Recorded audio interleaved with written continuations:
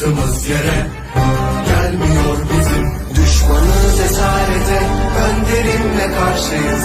Mavi gözlerin gibi biz bu yurda aşığız. Duysun cihan, duysun